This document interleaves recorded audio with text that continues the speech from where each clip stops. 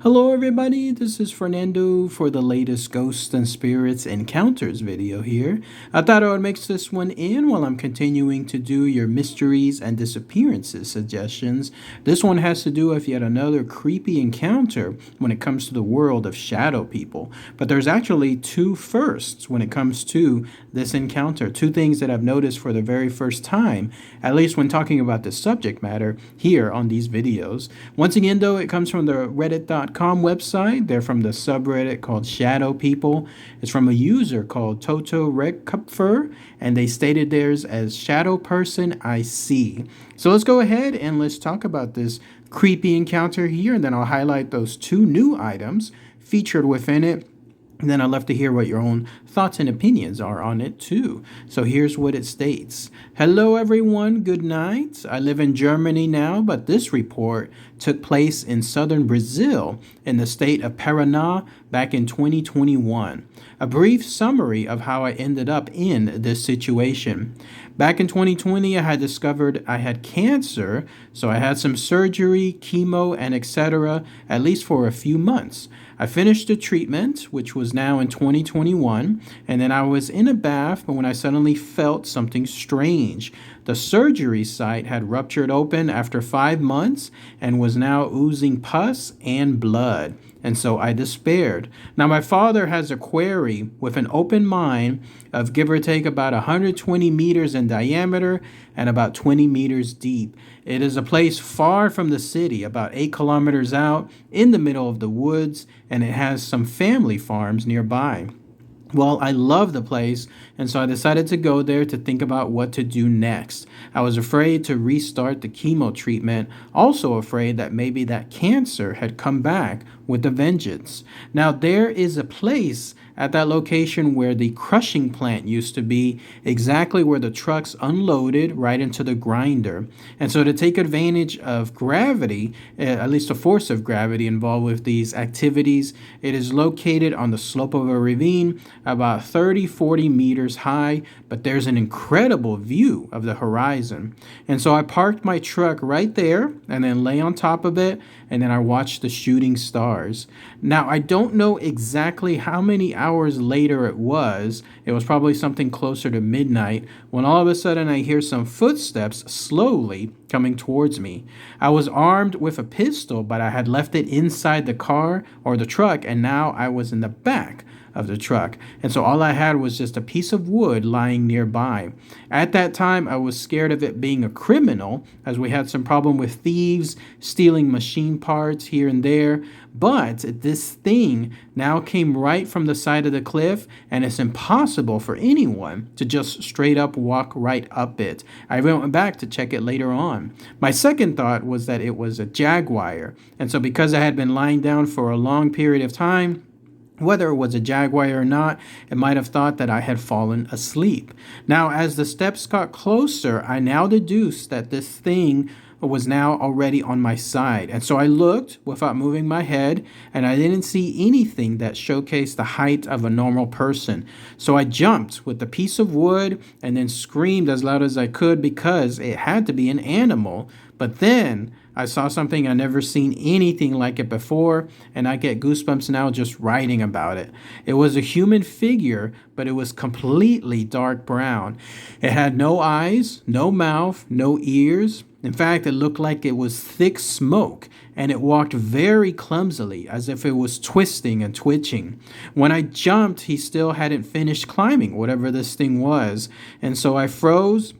It finished climbing the ascent, and then it passed by my side about a meter away from me. I was now on top of the pickup, and I deduced that it was at least more or less my height, which is closer to about 1.9 meters. And then I jumped up and screamed, but this thing did absolutely nothing. It just passed me by and then followed the opposite path that I took to get there, and then left the road, and now it entered the forest. Once that happened, I took took out the gun from inside my truck.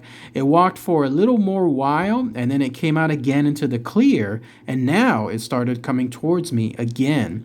The night was very clear. There was almost a full moon, so I could see everything. When it got to a safe distance as it was coming towards me, or at least as close to a safe distance as possible, I started shooting. I shot it 10 times. I remember I still had 12 rounds because I had arrived and I still had fired just a few shots before that. I landed all of the shots as it approached, and lo and behold, it didn't do anything. It didn't seem to hit anything, and at that point, I'm sure I wouldn't have missed. But it did stop. Now it went back into the bush, and then I saw that the rest of the night it started walking in a semicircle about 50 meters from me, out into the woods, out into the clear, out into the woods on the other side.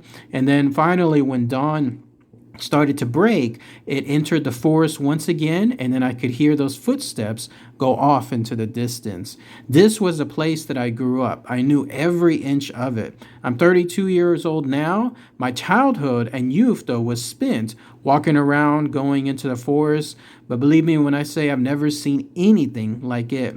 When I asked my father about it, he just said that it wasn't good to go there alone at night because there's quote unquote something strange. He came the other day early because they were looking for me because I had left without warning and I had left my cell phone there at home, and so he had figured that I would be there as well. And then that's it. That's everything that this user Toto Ripkapfer stated in their very creepy encounters. So let's go ahead and let's talk about that here. For starters, those two items that I was mentioning earlier, one was this. This is in Brazil, southern Brazil, specifically in the state of Paraná. I don't recall talking about shadow people and locations of shadow people in Brazil. Somebody might point it out to me maybe if I had, but it doesn't seem to fall in my recollection. So that would make it a first. I haven't really heard of shadow people being out there, but one just can't assume that. They seem to be everywhere, right? And then a second thing was this.